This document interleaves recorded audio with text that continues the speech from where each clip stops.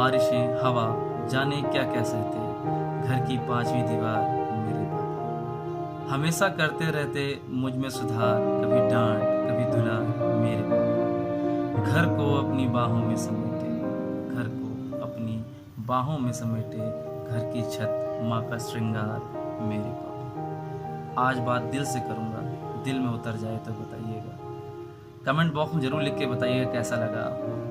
मैं अपने पापा से बहुत नफरत करता हूँ, इतनी नफरत करता हूँ कि मैं आपसे बता नहीं सकता हूँ। जानते हैं क्यों? क्योंकि जब से होश संभाला है, कभी पापा को अपनी तरफ मुस्कुराते हुए नहीं देखा, कभी उनको मेरे कंधे पे हाथ रख करके सहलाते हुए नहीं देखा। जाने क्यों इतनी नफरत करते हैं मुझसे।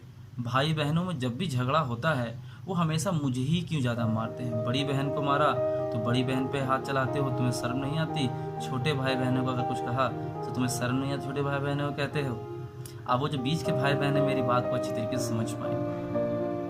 अब इसी आपाधापी में आज मेरे क्लास 7 का रिजल्ट आने वाला है। मैं क्लास 8 में जाने वाला हूँ और मैंने तय किया है कि जैसे ही मैं क्लास 10 पास करूँगा, मैं ये घर छोड़ दूँगा, अपनी माँ को लेकर कहीं दूर चला जाऊँगा मैं। आज मैंने सुबह सुबह नहा लिया है, कंघी की, पूजा पाठ की, मम्मी का पैर छुआ और स्कूल की तरफ चल दिया अपनी साइकिल से। स्कूल के असेंबली हॉल में पहुंचा। सबसे पहले क्लास में टॉप आने वाले बच्चों का नाम लिया गया, फिर धीरे धीरे क्लास के अन्य बच्चों का भी नाम लिया गया। मगर क्लास में जो बच्चे फेल हो गए थे, यानी कि मैं भी, 5 बच्चे, उनका नाम नहीं लिया गया। मुझसे खास तौर पर मैम ने कहा, कल तू अपने फादर को बुला के लेके आना। मैं किसी तरह डरा सहमा हुआ अपने घर पहुंचा, माँ को सारी बात बताई। माँ बहुत दुखी थी इस बात से, क्योंकि मैं फेल हो गया था क्लास में। पापा को उन्होंने ये बात बताई तो मुझे लगा मैं आज बहुत मार खाने वाला हूँ। लेकिन आश्चर्य ये बात है दोस्तों, मुझे शॉक्ड हो गई। ये जो इंसान मेरे को हमेशा मारने के लिए उतावल रहता था, अपना शौक समझता था, आज कुछ कहा नहीं मुझसे, शांत रहे। दूसरे दिन स्कूल पहुंचे, प्रिंसिपल ने बहुत कुछ कहा मेरे बारे में। ये गधा है, ये कुछ नहीं कर सकता, क्या कर सकते हैं, बहुत सारी जो कह सकते हैं सब उन्होंने कहा। और पूछा उनसे, क्या इसे अगली क्लास में भेजना है? अगर भेजना है डोनेशन देना होगा।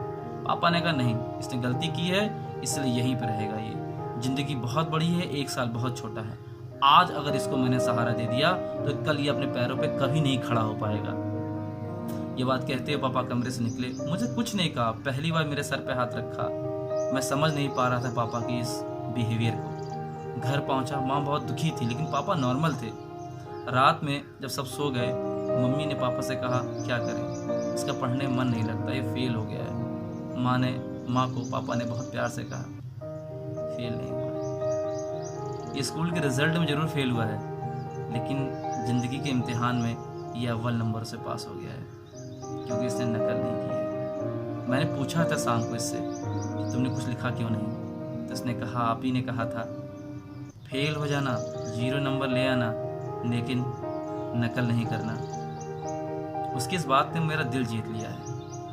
भले ही ये स्कूल के रिजल्ट कार्ड में फेल हो गया हो, लेकिन ज़िंदगी के इम्तिहान में ये अव्वल नंबरों से पास हुआ है। आगे बढ़ने दो, इसे कमज़ोर मत बनाओ।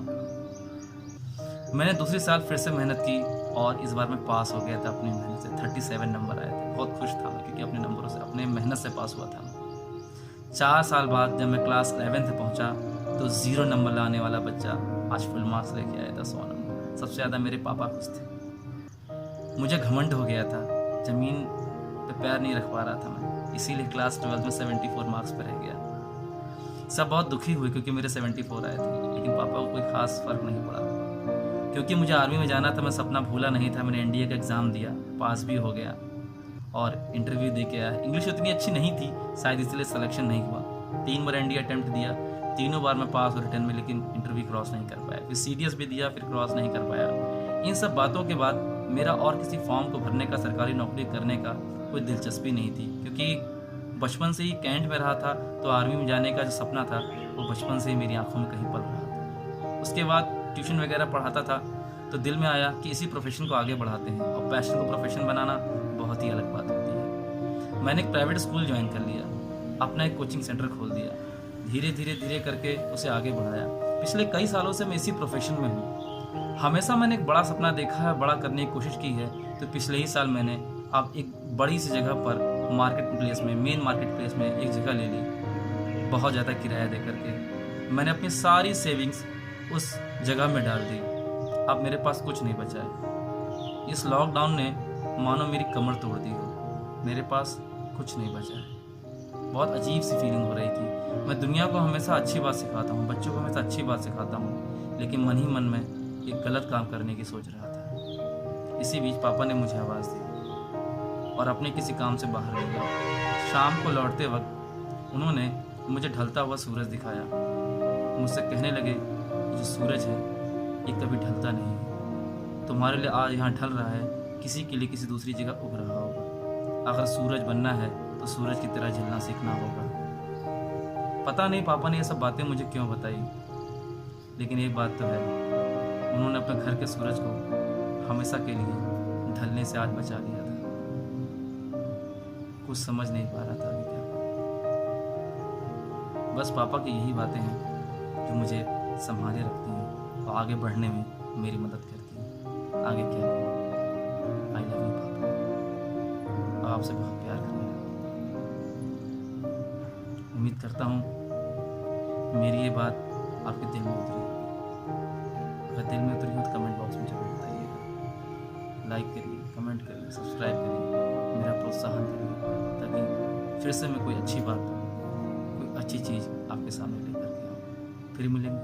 टिल देन, बाय बाय, चाओ चाओ, सायोनारा।